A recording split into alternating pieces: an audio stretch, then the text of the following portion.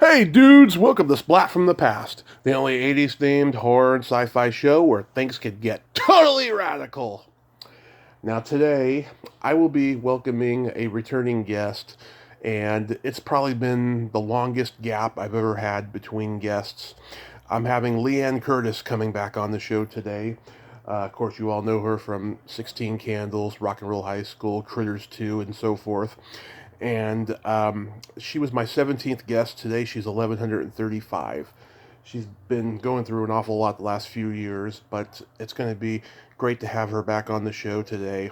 And she's so fucking awesome. She has no filter, just like I do.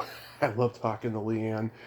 And it was a much different time when I was doing the podcast then. I was just learning how to do everything, and I was very nervous and just trying to find my voice, but now I have, and I think she will enjoy the new Tommy, the new confident Tommy, and it's going to be fucking awesome.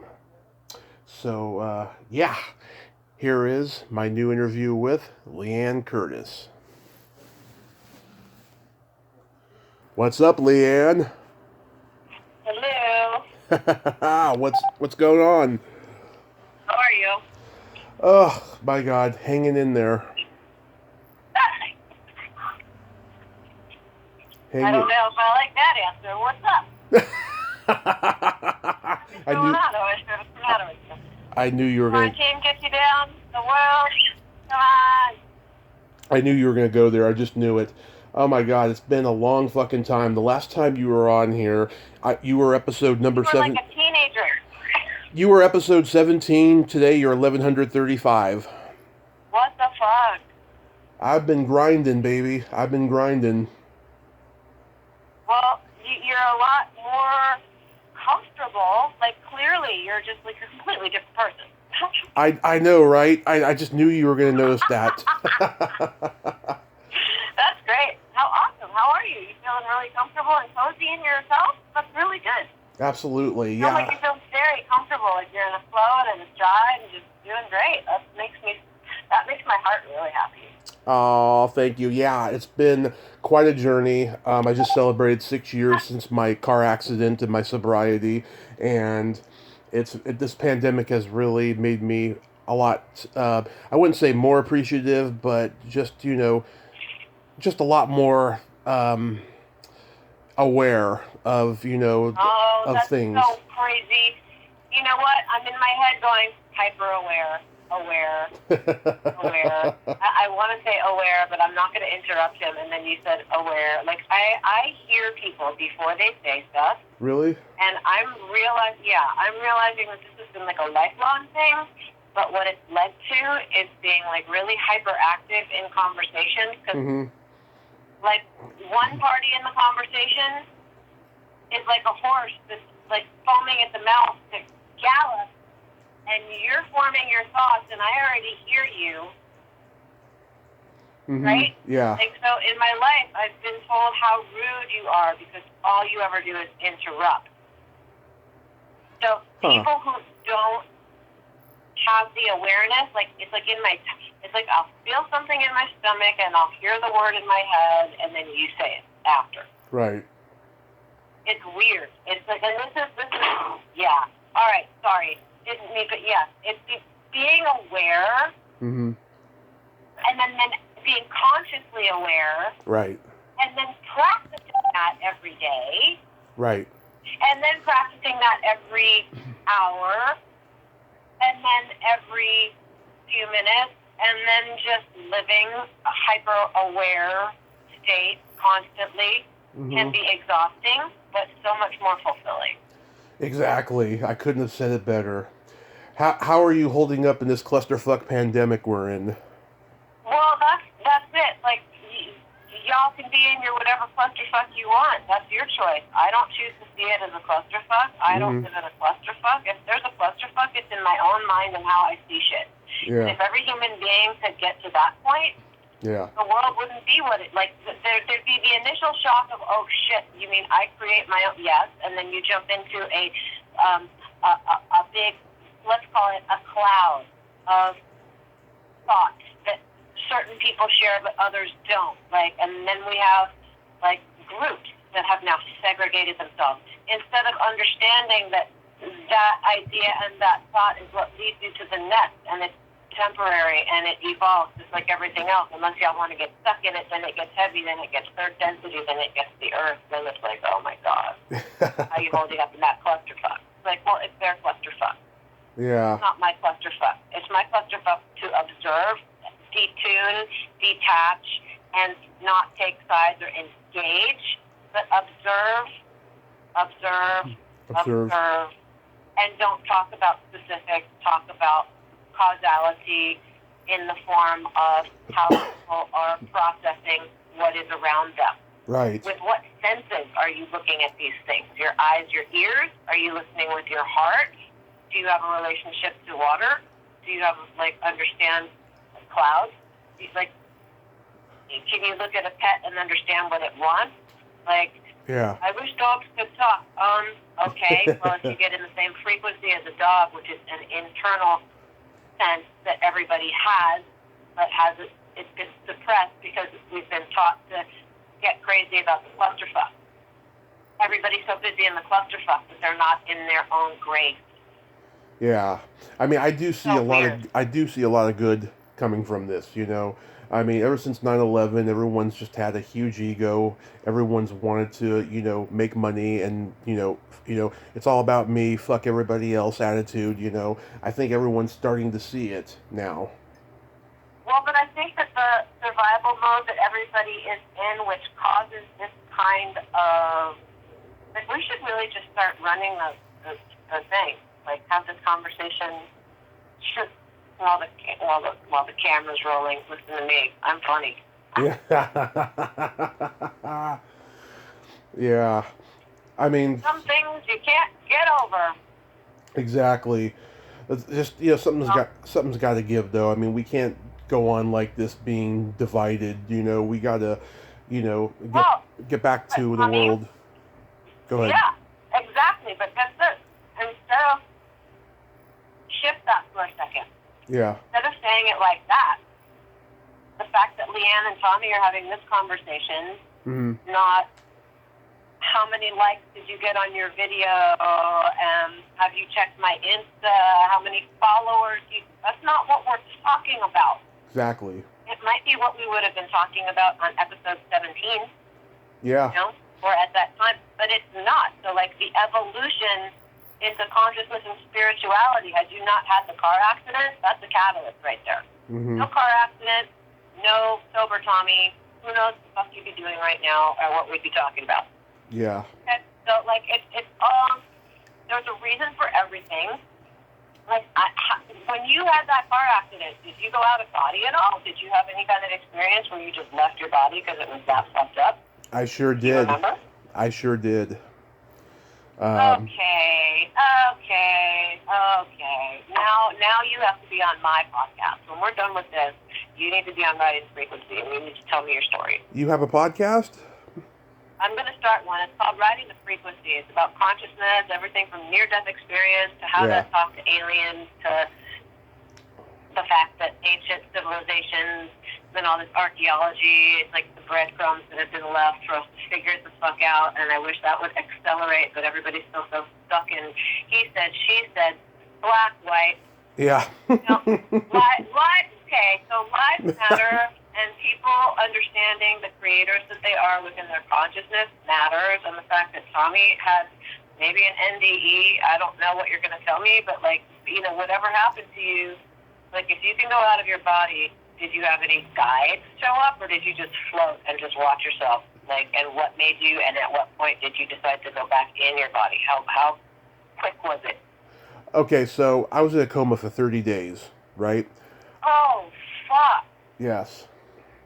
I don't have a single memory of what happened, but my mom told me that when I got out of the coma and I was under the anesthesia, I told her that, I went on a comedy tour with Robin Williams and Lucille Ball and all these legends, and we did this and we did that. I don't remember a single thing about any of that, but I know it had to have happened, because what I do remember from being in the coma was I was laying there, right? and this is going to be pretty trippy, Liane. I don't care. I It's not. I've started to see really weird shit in my meditation, so not at all. And I don't know, like I'll show you some of the artwork. It's from a different, it's all from subconscious and force, but it's different compartments thereof. So, okay, so you went on a comedy tour with all those guys. And I remember laying there and just thinking, why am I not waking up? And I felt like I was having the same reoccurring dream of getting up and doing what I did daily as I'm just sitting there, right? And I can remember vaguely, this is the trippy part, I remember seeing this fuzzy flash. And for a long time, I wondered what the fuck that was, right? And then when I started this podcast and I started doing just doing the audio only part of it with my cell phone and stuff, right? I remember seeing a fuzzy flash, and I was like, could it be that I fucking saw? And it wanted to show me what my future was? Yeah. Yeah. Like, you can control remote viewing. That's the class I was looking at. I have to catch up. Yesterday I was in a conference all about exo-consciousness. Like, exo-consciousness, meaning, like, reach out into the universe, because there are, I guess what people, if they saw with their eyes, would call creatures, but what I call other beings who look at us and probably freak out because we're the fucking ugly, scariest thing we've ever. We're aliens. Like, What are you talking about, the alien? What do you think we are to them? We're, as far as they're concerned, we are off-planet creatures, because they don't live on this planet. This isn't their home planet. Like, what are you talking about? And then you want to go or shoot 'em up, cowboy, like out in the fucking. What are you talking about? Yeah. There's no the threat, this fucking threat. Like, no, they're benevolent. And if like you want to play along with Liane's world, if aliens created human beings by screwing with DNA of some kind of upright something that lives on this planet, or it was okay. You don't just have evolution go from their chimps on the fucking planet to, oh, look, they built pyramids. Isn't that cute? Like, what the fuck are you talking about? Like, and then this whole, I don't know. Like, I don't know where you are here, but, like, as far as I'm concerned, like, the Bible means, like, what are you, the heavenly bodies, spaceship, Lucifer, aliens, fell to Earth, wanted to have sex with the fucking things that they were making. Yeah. Like, I feel like Mr. Subliminal on Saturday Night Live. Yeah. I love that. Yeah. Like, it's like, I want somebody to read the Bible out loud and under my breath mutter what I'm thinking, like, as an acting exercise, and then fucking air it. Why don't we have That's where I am. Like, you know? Yeah. If I could figure out, it's like, maybe I should stop trying to figure out, like, maybe I just need to do it, and even if it's raw and weird, just do it, because that's better than thinking about it forever and never doing it. Like, yeah.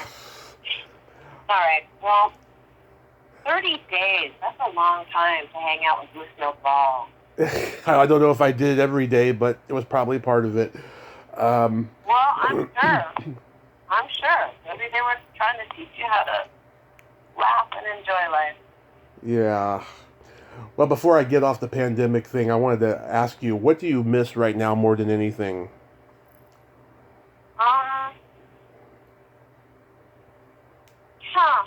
If I had to say what I miss more than anything, I think it's probably, but this is just an idea. The concept of the idea of having all my family under one roof. Mm-hmm. Like, the reality of that would mean extra cleaning, extra cooking, extra sentient beings having thoughts and free will, who are resisting things that I'm trying to explore. You know, where I am right now, I'm better off living with a demented woman who just stays in her room. Yeah. You know? like to just be completely, like, I want to just dance around stuff, you know? Say it. I don't care. Yeah. They don't like it. They don't need to listen. Not that. But yeah, so if I miss anything, it would be the sense of physicality of my family around me. But again, like if I think about that long enough, that's just a concept, and that's not what I'm doing right now. So that gets dismissed just as easily as the nonsense outside. I don't know. How about playing with your band? I definitely miss playing music live with Jack and with Rich, because I feel like the three of us, when we were in that magic pocket of just being in the flow of the song with that kind of electric vibe of us reaching out to the people who were loving it. You know, there were times where we might as well have been like either at Staples Center or it doesn't matter, even in our living room, like in Splat, it doesn't matter. Just the vibe and the flow was what mattered. And like somehow I feel like when people get into that state, it reaches beyond the dimension in which they are physically spoken. Like, I feel like when you're like that, it reaches all being light years away. Like it's just a vibe that anybody could, a frequency anybody can tune into, you know, but a good one, like it's just a fun one. So yeah, I miss the vibrational experience of being a trio with those guys and having Dawn jump in and Annie doing such beautiful backups all the time. Like I really did enjoy playing bass for my daughter a lot. Yeah. Oh. Yeah. Me, I miss, going to conventions and going to events, and I miss hugging, I miss fucking, all the 9 yards. Yeah, all that physical stuff, you know? Like, I understand that too, you know, we live in these containers for a limited time, and you're supposed to enjoy them and not have shame or guilt about enjoying, you know? Yeah. There really is no good or bad, there's just experience. If you think about it, like your higher self doesn't judge anything, you know? So yeah. But like there'll be time for doing things like that again, but it might just be in a different construct. And that's what's working itself out now. Like I think now it's just time to go inside while all the pieces fall back into whatever new place they're going to be. You know, falling forward into a place that's never been. It's not to look for a normal to come back. It's to create a beautiful, normal, individually that exponentially vibes out, you know? Yeah. This quarantine is like a huge opportunity, is what I see. But I'm not like everybody else. Yeah. You know? Yeah. I think that everything happens for a reason too, and that, after 9/11, someone wanted us to go through, years of selfishness and then, slap us in the face and give us a wake-up call. Well, I listen to somebody named Abraham Hicks a lot, or used to. I haven't listened to her an awful lot because I've been busy with controlled remote viewings and staying online. Literally, I don't think I've ever stayed online in a conference from 12 noon my time to midnight, 1 in the morning, and then I'm getting text at 1:19 that there's a clubhouse room that Dr. Stephen Greer's in talking about how there's going to be some hoax alien attack and not to fight that. Don't take that pill. Do not fight that. Don't listen. Because 9 times out of 10, that kind of thing is a premeditated attempt at controlled chaos. Like, make chaotic situations so that the people have to go ask the government for help so that they can claim something which gives them the reason that they spent $23 billion on weaponizing space. It's causing your own fucking problems on purpose. Yeah. To make you the hero of your own. It's fucked up. It is, I agree. Meanwhile, people stay in survival mode, and not free from their own fear.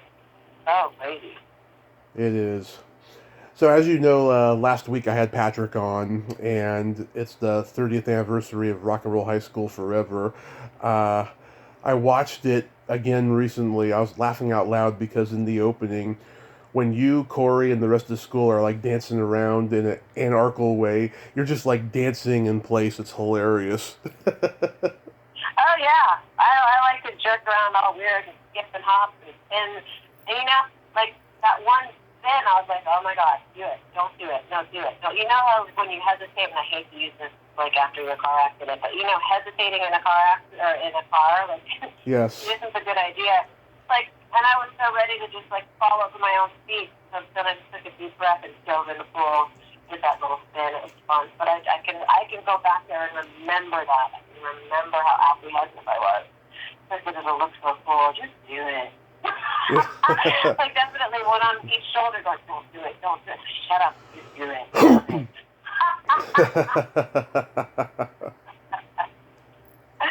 Just keep skipping and smiling. Oh my god. Keep moving. Keep it moving, Liane. Oh my. Oh my god. Oh boy. I love your classic line. I'd rather be weird than be Whitney. That's right. I was like, what? Didn't I like stuck a bunch of sushi in my mouth and pretend it was a frog or something awful? Yeah. That's a classic part. Yeah. Liane's shock value. Like reaches right into like that's where art's imitating life, or I'm just being Liane. Yeah. Yeah, like blowing your nose on the set list. Oh God. You know? Yeah. Like one day I'll wear adult pants. Maybe. Yeah. Oh my God. Have you been surprised at like the bullshit that Corey's been pulling with that documentary and shit? Oh, I don't know. I don't know what he's doing. I talked to Jake for a minute on the phone. Mm-hmm. He asked me to talk about Corey and talk about whatever, so I said sure. But I don't know exactly what he's doing. I try not to pay attention to what other people are doing as much as it disappoints their ego. Yeah. As much as it makes me not able to talk about other people, which actually kind of used to be one of my favorite things, but now I don't care. Yeah. The night that documentary was being released, my mom and I paid $20 to watch it, and fucking everyone was trying to stop it from being shown. The server was down, that people were trying to sabotage it on the website and everything. So we were pretty upset we didn't get to see it, but then I watched it bootlegged on YouTube the next day. It was just fucking rehash of things that he's already talked about in talk shows and everything, and just him playing the victim. It was total bullshit. Well, some people really like their own, Mm-hmm. and I feel like that just goes into Joe Dispenza, and it's not even just Corey. It's so many people, the story that they tell themselves over and over every day that make their lives the same thing over and over, like in your coma, like every day. Like I wake up and I do the same thing. Like, Mm-hmm. I don't know. Yeah. You end up living a very predictable everything, which at the end of the day isn't what we're here to do. Yeah. But that's like the suppression has to do like directly with, it affects that. Like, so I don't know, we're living in very interesting times, I feel like. Yeah, the cast of all the Friday the 13th movies got together and made a fan movie called 13 Fanboy, and the moment that Corey was announced for casting, 2 people dropped out of it. Are you serious? I swear to God, yes. And then one of them, I realized later that one of them is friends with one of the guys that he said was a pedophile. Oh, and the drama continues. Mm-hmm. Okay. Yeah. I'd rather go meditate and see really fabulous colors. Yeah. Oh my God. I don't know. But again, that's just me, It's honestly like people who have the ability to tune all that shit out have an advantage. Because the dogs not getting wagged by the tail outside. Like, it's just, like the mental and emotional crazy that people allow themselves to be put through just by accepting information that they're given on its face. And then get into arguments about it. That's what I see. Like, if I had to give you a broad stroke of why does it bother you out in the world, because that. Yeah. Oh my God, did you know that one of your co-stars in Critters 2 became a pretty popular porn star not too long after the movie was made? One of my co-stars in Critters 2, did Tommy Hodges go and have a porn star life? No. Stop it, Tommy. No. Corbin. Nope. It was Randy Spears. Wow. Yeah. Very interesting. I listened to this podcast called The Rialto Report. It's a podcast where they interview old time porn stars, and he was interviewed on there, and he said I only got to make one legitimate film when I was a serious actor, and that was Critters 2, the main course. I was freaking laughing, and then I looked it up. Now I am. Now I make movies called I'm the Critter 2 on your main course. Yeah. Oh my God, eat my critter. It's your main course. Like, what? Okay, I should stop that now because my brain is now firing all kinds of different versions of that. Like, because I can't. Because I'm 2 years old. Part of me is stuck in kindergarten. Oh, I sucked at like every year in middle school. I'm surprised I even graduated. I was a perfect student in high school though. That's nice. I got through middle school, got into high school, did a year and about 2 weeks, and then left. I couldn't. I was just like, you know what? Little Johnny's not going to think what you tell her to, so bye, gotta go now.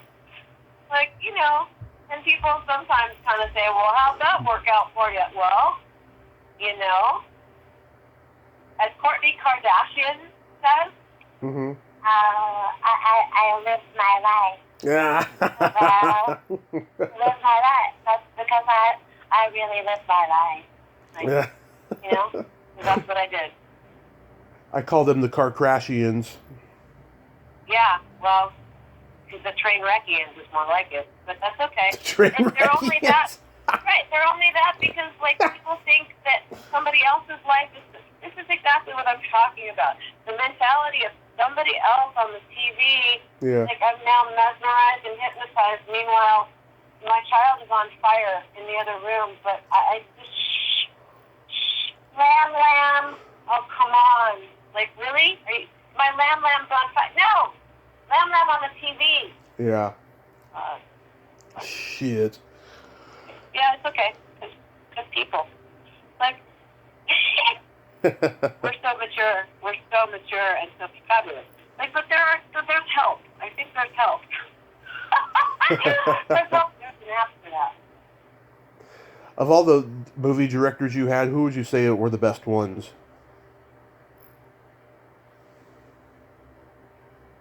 The first person that comes to mind is my first. That would be John Sayles. Fabulous. Yeah. Fabulous. After John Sayles, I would say John Hughes. John Hughes. I kind of self-sabotaged myself at having any kind of real good relationship with John because of my behavior at 16 Candles. But like I think had that gone forward, had I been slightly tuned elsewhere, mentally and emotionally, maybe that would have been good. He was fun to work with, for sure. I mean, he was definitely one of the kids. He wasn't really a grown-up. I mean, he had to be a grown-up, but I think he probably enjoyed hanging out with us more than he did sitting in a room with a bunch of people telling him about shops and budgets and Oh, yeah. don't care. And can I just go back and hang out with them now? I like that better. Yeah. Can I be excused from the table now? Please, thanks. I have a feeling he was probably like that. Maybe not externally, but internally. You could have played Ali Sheedy's role in The Breakfast Club. Yeah, had I not, you know how she scratched her head and it fell on the thing? Yeah, the dandruff. Yeah. The dandruff. See, had I not been purchasing dandruff from one of the crew members, and snorting it, and had Molly Ringwald not found my dandruff in my prop bag, like, I probably would have been in Breakfast Club. And then She's Having a Baby, because both of those scripts were presented to me while we were shooting 16 Candles. Really? I stepped on my own pee-pee so hard, like I'm still screaming. Oh, I had a stick, I could claim to have washed it. Like, I just killed my baby maker right there. Like, I really, like, it just, I was just loose and free and my way and being cool and yikes.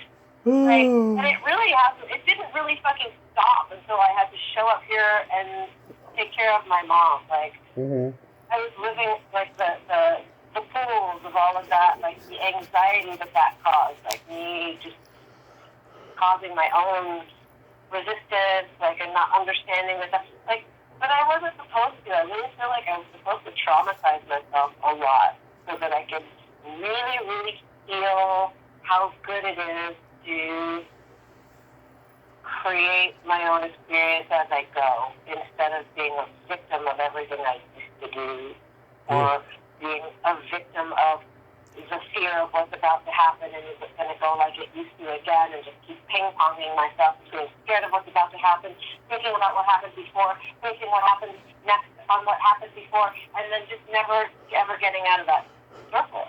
That, to me, that behavior is what causes probably 90% of mental illness that's not a biologically induced state. Right. In a human. It's the lack of control over one's own thoughts. And I think they say that we see the 70,000 thoughts in a day. That's a lot to control. So why does everybody try to control everything out there when there are 60 to 70,000 inmates running around your mental asylum every day that you're not controlling? Like, what business do you have out there if you're not controlling in there? Like, what is wrong with you people? Yeah. I have no idea. That's nuts. Like, if you really take a step back and think about it, like, the linear, rational breakdown of social behavior.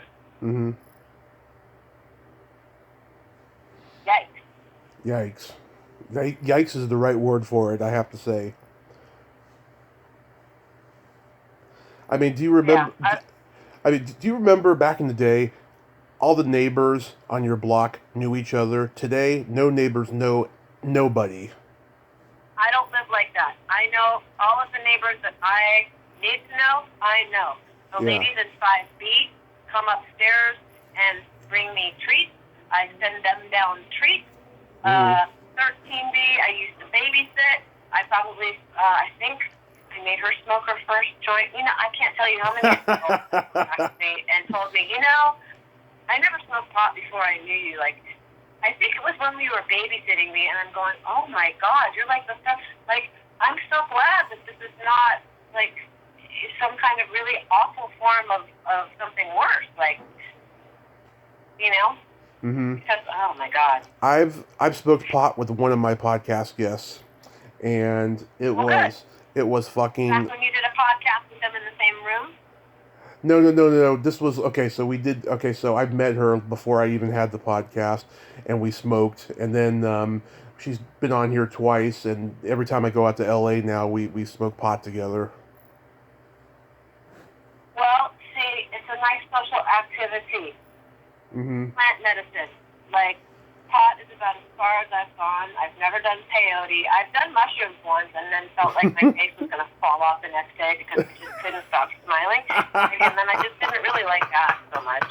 And I don't remember, like, it really wasn't spiritual. It was just fucked up. Like, so, like, and if it was spiritual, I don't remember. Because I was too busy trying to make my face stop smiling. I remember I was with the guy, like, from the movie Kid Brother, Alain Santadex, the guy that plays the French movie director on this. Like, one at his house, his girlfriend Marcia. Yeah. She was a hair cutting person, like, and she worked in a salon, but she also cut hair at home. And James Garner was one of her clients. Really? Yes, and like I would always go over. Like, the first time I went over, and James was there, and I was like, oh, wow, this is James. Like, oh, Liane. And then Marcia's like, oh, Liane, James. Like, this is James. And I looked at her, I was like, hey, how you doing? And he was like, oh, God, here comes trouble. I thought, oh, my God, how does he even know? Like, what? Okay, I guess the vibrations received me or something. But yeah, so, like, he used to call me Trouble. Hey, Trouble, how you doing? Like, how you doing, Trouble? Yeah. No, that's right. That was my name. That's what James Garner called me. And, like, I'm sure he nicknamed other people that. It was just, you know. Yeah. But, you know, mischief recognizes mischief. That was like an inside recognition of I see you because I am you. Namaste, baby. Oh, my God. This is hilarious. Oh, yeah. Yeah. James Garner was hilarious, but thank you. Oh, yeah. Oh, my God. I heard that he just didn't give a fuck. I heard that, what's his name? The guy who produced all those popular shows in the 70s, Glenn Larson. I heard he was, like, plagiarizing scripts from the Rockford Files, right? His car was parked in the Universal parking lot next to Garner's. Garner got out of the car and punched him for that. Yeah. It's like, I love Santadex. Like, he got so pissed off with the director of that movie that we were doing because it was supposed to be a 7-week shoot. And, like, yeah. I think collectively we all lost at least $100,000 in movie money on jobs that we couldn't take. Like, that would be Zach Grenier, me, Caitlin Clark, and Alain Santadex. So what happened, like, we ended up there something ridiculous, like 16 weeks, 17 weeks. It was very interesting. Like, it was, I can't say it was terrible or complain. Like, all I can say, it was like getting involved in some kind of, like, Twilight Zone extended, like, for whatever reason, like, you go into that little town and you get locked in this weird doldrum where, like, everything moves slow motion. It was just weird. Caitlin Clark got, like, depressed and started drinking. I went nuts and went back to my old ways. I moved in and started sleeping with a grip named Bamba, like, and then moved in with him out of the hotel, like, and then started snorting coke again because, you know, grip. Anyway, then, yeah, and he didn't like all 4 of my cats, because I had adopted a 4th one now, in his house. So I had to send 3 of them back, and I kept the 1 there, and then eventually I moved back to New York with that cat. Then my mom was like, no 4 cats. Sorry. Mm-hmm. I was like, okay, fine. So I gave the doorman that cat, which didn't live long with doorman, and you know, if I think about it, I could go back into my mother's room right now and just go give her a good, hard, long squint. Yeah. And then leave. And she wouldn't know why, but I would. Like, you know, there's so many little, you know, knockers on the fucking dashboard or whatever, chalkboard. So stupid. Like 15,823 Paulette against me. Like, you know, and at what point do you let that go? Like, eventually, it has to. Like, it's out. Like a bit. Oh. Is your mom as open-minded as you? Yes, but she's demented now. So she's open-minded, but she's also, like, literally open-minded. Like, she travels. Her consciousness is open. Like, what the witch doctors consider, when she's having hallucinations, well, give her some parahelva. I'm like, what are you talking about? Her consciousness is like, she's integrating. Mm-hmm. You know how babies sleep a lot? Yep. Well, see, it's because they spend a lot of time back, like, where we come from, in dreamland, in the subconscious place, in that place of non-being. Like, they have to learn stuff, and then they wake up for a time and figure out how to be in the container and how to make the container move and, like, how to make the container get attention from the other spirits who are in containers. Or, like, and then you get indoctrinated into, like, if you scream in pain, somebody will come. So, like, maybe if you whatever, but until you scream in pain, nobody comes. So then you learn how to be somebody who, like, feigns pain to get attention, and then that becomes a personality trait. By the time you're fucking 16, you're a drama queen. Yeah. But that's where that comes from. It comes from the original indoctrination, and then the understand. Like, so I don't know, like, it's so weird watching her float around. Like, she talks about the two Hungarian boys, and then there's the king, and then we were at a Jewish wedding, and I can only imagine that she actually is one of the people at these events and experiences, floating in and out of all of the lives she's ever lived in human form, as she integrates back into the one big energy she comes from, like, that sends little soldiers out as soul personalities to go experience and create, and then come back when you're full and done. Some people are done when they're 5. Some people are stillborn. Some people live till they're 100. Some people have accidents. Whatever the iteration of it is righteous. Like, but then people want to tell stories like she died too soon, or the way she died was horrible. I'm sorry, that was a soul agreement between she and her murderer, as far as I'm concerned. Like, right now, I'm working out a full contract with my mom. Like, you know, I really believe that. I believe that there's, like, an agreement between two before, like, a pre-birth state. Like, I don't know. Like, my ego, Liane, doesn't know for sure, but in my solar plexus right now, I feel like, yeah, like, it's a feeling of just, that it's not even sounds right. It just feels not scary, not pressureful, there's no feeling, just like the isness of stuff. Like, and in this moment I'm fine. And those thoughts just resonate with something, not just my personality.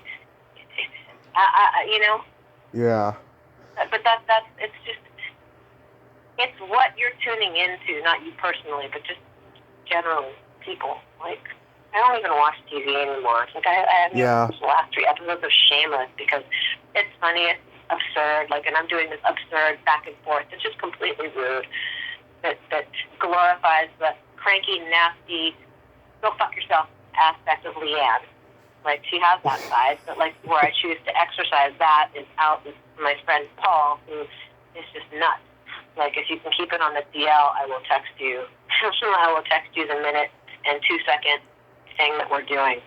Like, if there could be 2 more seconds cut off, I suppose we could put it on TikTok. But, like, I want to bank at least 10 to 20 of these before we start releasing them. That way we've got a head start, you know, just like podcasts. But this is a little easier and more contained.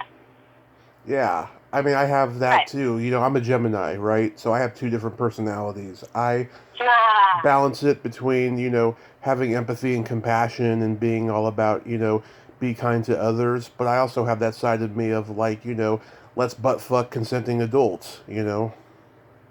Well, you know, but we're on a planet that's binary, and we're here, there's duality. Again, like, we come down here as whole human beings, like, and the whole human being has 2 sides to them, whether you're a Gemini and it's accelerated in you more than another because of your astrological sign and whatever personality traits that tends to highlight in a spirit, like the attachment and the galactic, you know, vibration that comes from that. You know, accompanied with your free will and what you've chosen to experience, like, all of that. But, like, yeah, for sure. But there's duality here. Like, you know, like, for me, understanding that and accepting the part of me that wants to be kind to everybody and the part of me that wants to hoard everything to myself and just sit in my apartment and never ever come out and never talk to anybody and never do radio interviews and just, like, be like, but you can't do that either. Like, you gotta find everybody's gotta be in the middle, you know, because we're in a flip-flop, white, black, hot, cold, like you said, two different sides. Like, everybody has two different sides. Like, which one are you going to serve, or are you going to observe both of them and choose a third path? Right. That's what I try to do, if I can. Not easy after 50-something years of being another way, you know? It's not, no. I'm going to be 40 in 2 years, and I'm not looking forward to it because I want to accomplish everything, but it's hard because That's your ego, though. Life is on hold. It's that, it is. Ego. It is, but I don't want to be homeless again. I was homeless for 4 years before you met me. That's not fun. It is not fun. See, like, I feel like you also have gone through some traumatic experience early on so that it can give you... I sure did. Well, but it gives you a perspective. You can't understand what happy is if you've never been sad. Like, what does that even mean? Exactly. This is part of the binariness of this planet, like and the lessons. Like, we're here to learn and expand. It's the lessons of feelings and what it is to be human. It's not an easy planet. It's a hard planet. It's a hard planet. I know. Whether you agree or not, I believe that this is hell that we're living in, and that there is a heaven. Well, I think that I thought that for a long time too. Yeah. And I feel like it was when I was really focused on how fucked up things are here. Like, I really had that idea that was in the lead that then led me to think, well, if there is a hell, then it's here. But, and then I was there for a while in that idea place, and that was kind of okay. But, now I can understand when people say that. I don't know that I agree with that if that's where one is focused, then that's what one will have as the main event, kind of. It'll be in that shadow of that. Mm-hmm. Like, it can be whatever you want it to be. Yeah. And there's a freedom in that idea, but, for me, it took such a long time for my left brain to get out of the way of that. Like, what do you mean it can be whatever I want it to be? You got to pay bills. You got to wake up in the morning. You got to go to sleep at night. There are just things that people do that you just do and that you don't not do. That you just have to stay within the framework, sure. Maybe, but more and more every day. Today, I woke up in my meditation, mm-hmm. or I woke up and did my meditation, mm-hmm. and my yoga class, I was thinking things that's what do you want your intention to be? Well, today I wanted it to be the less explainable something is, the more in tune with something I am. That's not my left analytical brain, which needs to shut the fuck up. Yeah. It's got a place, but not in a creative place, and not in a place where I'm trying to figure out, even the vocabulary. You don't figure anything out. You just know it. I knew you were going to say aware. The phone rang earlier, and I thought, oh, I think that's that guy, Ray, who was a friend of my mom's friend who's got, an older guy. Mm-hmm. Wow, it feels like Ray. Sure. But I answered the phone. I usually look at the caller ID, but I chose not to. Uh-huh. And I answered, and it was Ray. And then we were talking, and he said, well, I said, what's a good time to call you? And there was a silence, and I said, well, I'm thinking 10 a.m., and as soon as I went 10, it was 10 times. I said 10, and in a nanosecond, it was a delay. It was me saying the same thing, but with an echo. So I'm 3 for 3 today. But it's not because I premeditated, next time the phone rings, I'm going to, try to figure out who it is. Yeah. My ego, that's my left brain. It doesn't work like that. Yeah. But you can still control the thing, by doing exercises. How big is your apartment? It's where you stay? Do you have 2 different rooms, like 2 or 3 different rooms that change? Like you can change rooms? Yeah, we have like 2 bedrooms, 2 bathrooms, 1 living room, kitchen, and it's like a townhouse, pretty much. Okay. So like when you're outside and you walk into your house, like without your left brain coming into it, just imagine yourself coming in from outside and you close the door behind you. The feeling you had when you were outside, about to go inside, and then when you step through the threshold from outside to inside, the feeling changes. The senses change. Your body's doing different things inside automatically. Those senses. What do you feel? And then when you take your coat off, you put it away, and then you walk into a different room. The feeling changes. Your body's going to adjust to your bedroom differently than the way it's going to adjust, or differently from the way it would adjust to your living room. Like where you behave differently in your living room than you do in your bedroom.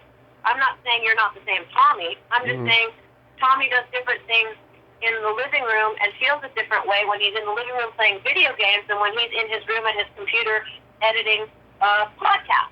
Like, yeah. You know what I mean? It feels different. And then you go in the kitchen, that feels different. So, like, if you can practice being consciously aware of what it feels like every time you change rooms, you then start to feel what it's like to shift your, like, for me, it's in my solar plexus. Like, I always, like, it's like I've got antenna. That makes sense. There. That really makes sense. I think I will. And every human being has that. Every human being is all the clairs. Clairvoyant, clairsentient, clairaudient, all that stuff. Everybody has that. It's just been suppressed. Because, again, you go to school, 2 + 2 is 4, you don't hit, you don't fight, you gotta share, you gotta be nice, you don't say no, you always say, it's like all this fucking garbage that they put in. It takes up the space. But guess what? They don't also tell you this trick. There's infinite space. Do you know that DNA can carry like over a petabyte, like a petabyte of information? A petabyte. Yeah. That's like the information that's in the whole universe, every thought that's ever been thought, every invention that's ever been invented, and you still got a little room in your DNA. Like, they're making DNA hard drives. Like, and then we have the split. We've got people like Elon Musk who want to physically drill into your head to hook you into a web through some kind of an electromagnetic chip, Wi-Fi, 5G. Then you've got indigenous people who go inside and who focus and who have access to Akashic records and all this stuff that sounds like you're on the lunatic fringe, that are doing the exact same thing that Elon Musk wants to physically do to your body. Like, so this is where they say, oh, there are going to be 2 different worlds. It's going to shift, it's going to split. Like, there's transhumanism, and then there's, like, spirituality, and you know, ideas lift. Like, that's the other thing. Like, have you ever seen a symbol and just understood so much stuff just looking at a symbol? Never really noticed it, no. Well, look at the back of a dollar bill one day. Just look at that, and just what do you feel when you look at the triangle with the eye? Just without thinking about it, just look at the back of a dollar bill and see what that sparks. Like, what kind of feeling? Does it make you sick? Does it make you happy? Does it make, like, or go look at another, you know. I can tell you right now what I think when I look at the back of a dollar bill. Just how... What do you feel? Not think. How do I feel? Not wrong. See? That's good. How greedy the world has gotten since Egypt days. That's what I think of. Okay. Well, you want to go back to all of that? Like, you know, you can flip on the History Channel or probably even on YouTube and look about how Egypt is directly attached to the sky gods, and then that lineage of pharaohs, and then all the mounds here in America that signify, like, you know, where all the people are buried with the giant elongated skulls, like, hi. That goes right back up into galactic activity on this planet. For what? For resources. What kind of resources? metals, Speaking metals of that don't exist on other planets. speaking of It's very like cut and dry. Like if people yeah. made up all these weird stories around it so that like the masses wouldn't really understand. It's so fucked up. But like, is it fucked up or like now that like to me like this is where I go. There's just like an absurd side to it too. You know, it just becomes so stupid. Like because honestly, as people figure it out in consciousness, and people start waking up, either via brain drilling, it doesn't matter. Even if it shoots in both directions, there's evolution on both. Like there's evolution when people wake up spiritually, and there's evolution when people become transhuman and end up like infused with some kind of an AI in your physical human body. Like any way about it, there's evolution. And if there's a split, now you have two subcultures of what used to be called a human being. Back in the day, kids, there were humans. And then, like in 2020, 2030, like there became a split. Some humans wanted to become transhuman and meld with the matrix physically. Others wanted to go into it via consciousness and being still. Like, is that good or bad, or either good or bad? No, it's evolution. Is this what you were doing on YouTube last night during that virtual thing? No, but the result of what I was doing, listening to everything I listened to last night, and the EXO consciousness conference that I went to, I'll be going to their Zoom meeting next week as well. Like, you know, I don't usually put my self-care aside. I go to yoga very religiously. It's funny that I should use that word, the religion of my yoga practice. But yeah, like everybody should have their own self-care religion to the temple of their body, as wacky as that sounds. Like, you know, do I cave? Do I eat sugar? Like, I have to bend my will to my higher self sometimes, and sometimes I just have to let it go and let my higher self look the other way while I wake up in the morning and have 7 tablespoonfuls of the chocolate cinnamon mousse that I made my mom because I just make her all kinds of fussy desserts. I made salted caramel mousse, and then I realized because my refrigerator's too cold, like instead of getting really pissed off that it froze, I got really excited that I had chocolate ice cream. It's really fucking fussy. And I thought, oh, what other flavors can I make? Salted caramel. Oh, hell yeah. Hell yeah. So, dude, like, I'm like, the day I have a restaurant, people will be paying high prices for my amazing, organic, like, yummy dessert. Or I can just have dinner parties for friends, maybe, in their hazmat suits. No. Yeah. Here, this is custard. You can sip it through a straw without getting the hazmat. I said! Oh my God, when are they going to get speakers for these fucking things? Like, can you imagine a dinner party like that? Yeah. I'd go. I can. I'd go. That'd be awesome. Yeah, you know what? If a hazmat suit is what's called for, I suppose one could go play Halloween for dinner. Well, really quickly, Liane, we gotta play my secret silly game that I play with guests. You haven't been on here in a while. I started doing this. Well, that's good because it's 5:55 p.m., so that's the perfect time for the silly game. Yes. Sorry, I interrupted you. Go ahead. I started doing this within a year, and what this is a series of silly slumber party questions. And how it works is I ask you the question, you answer it, then you ask me the exact same question, I answer it, and you can comment on answers if you'd like.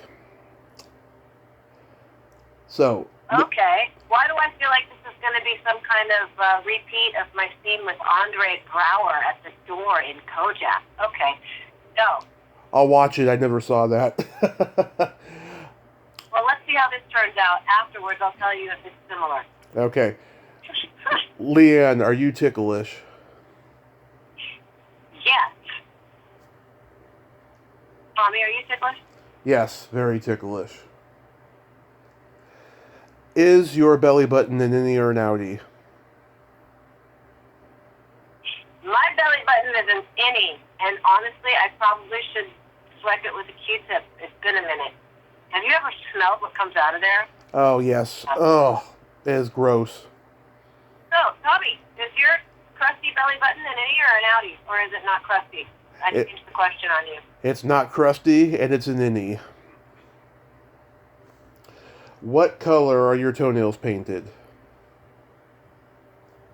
My toenails are ratchet with less of painted some kind of dusty rose with glitter on my ring toe nail. Nice. Tommy.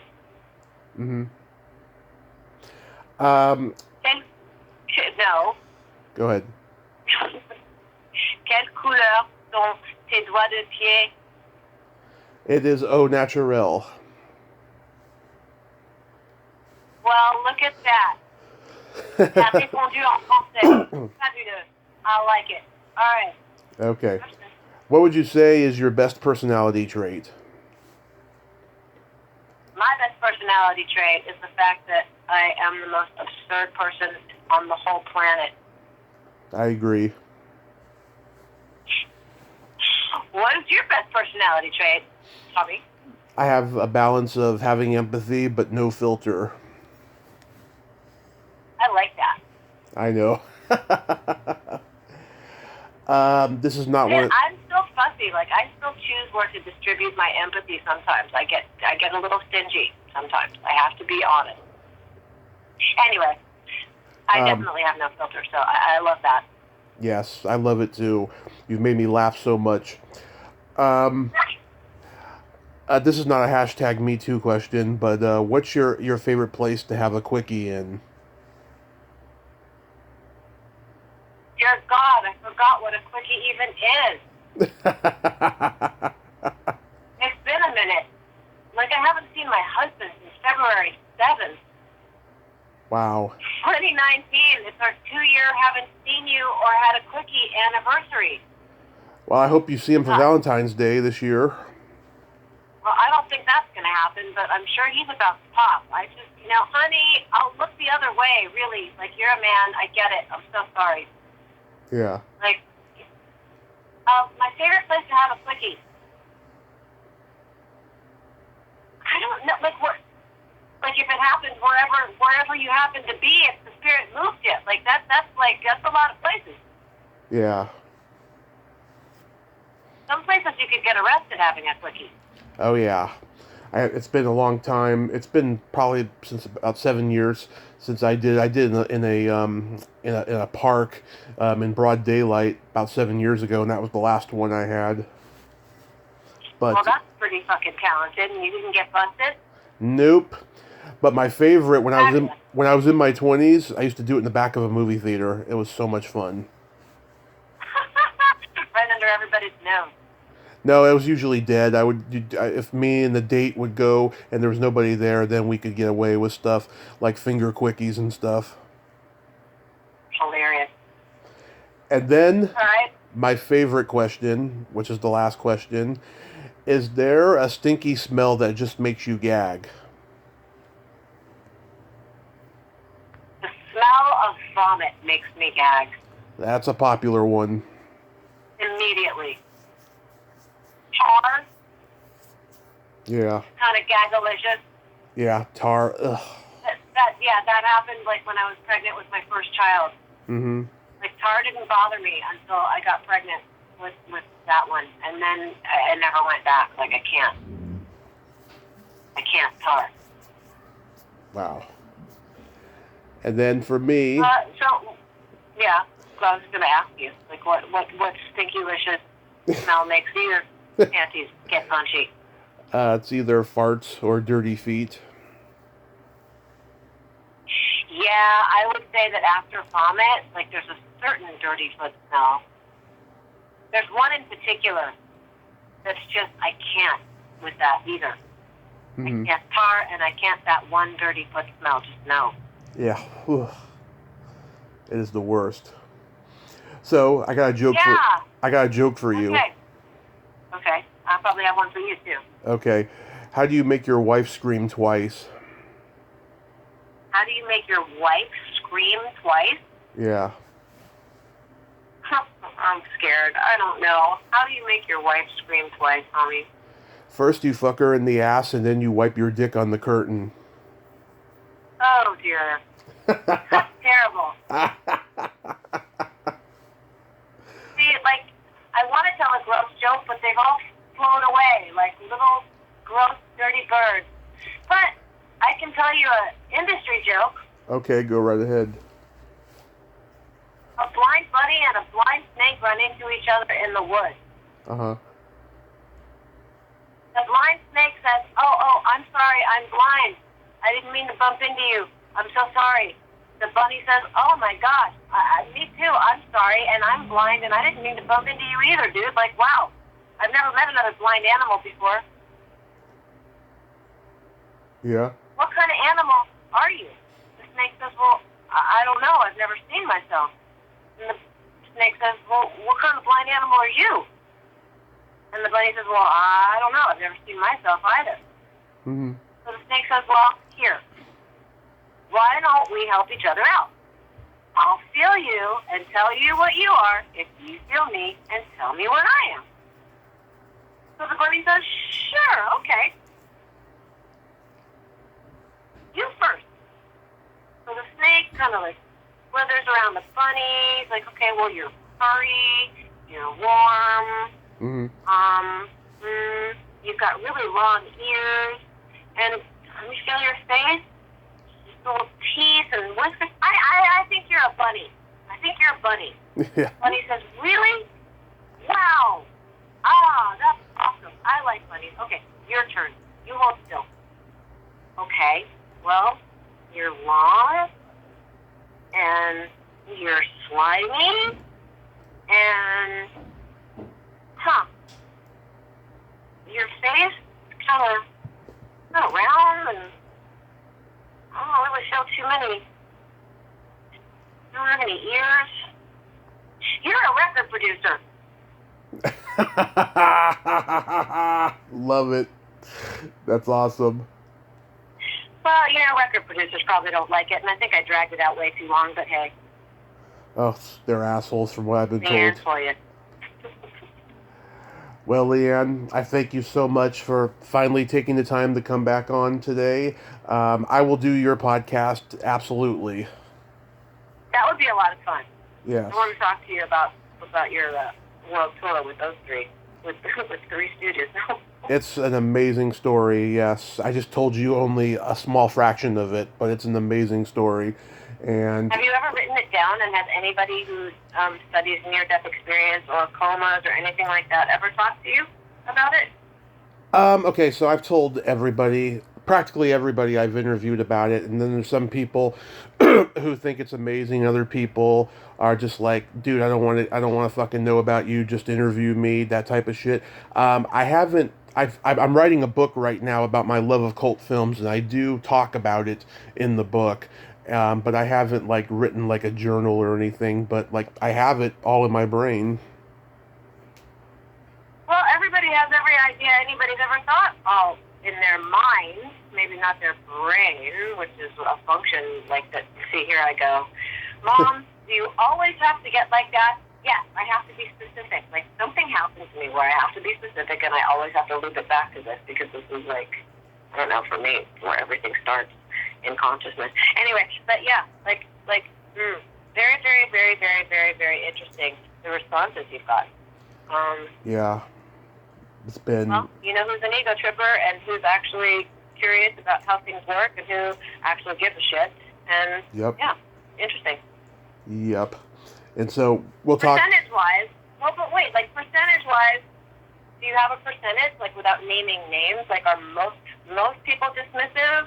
Are the more famous people that kind of just interview me and let's get this over with? They're doing you some kind of favor? I don't know.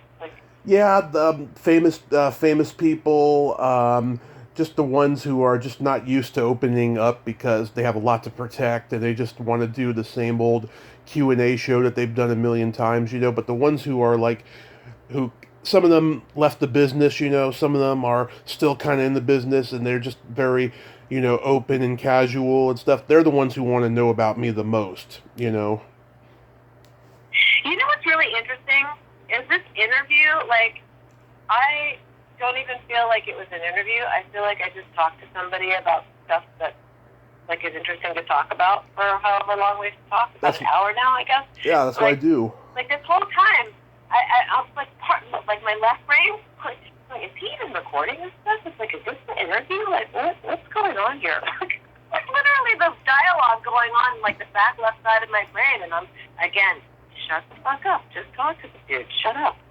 That's what I do. I like to conversate, and get a feel of, who the person is and stuff, like Mark Maron does on his podcast. See, I don't listen to podcasts a lot. Yeah. I just know what I need. Like, I feel like I need to transmit, and sometimes it's like I just feel like if it doesn't come out, I'm going to pop or vomit or something, which is where channeling comes in. But that's for another conversation on a different podcast. All right, Liane, you have a great night over there. Take care of your mama, and I will. let me know. Thank you so much. Yes. I had so much fun.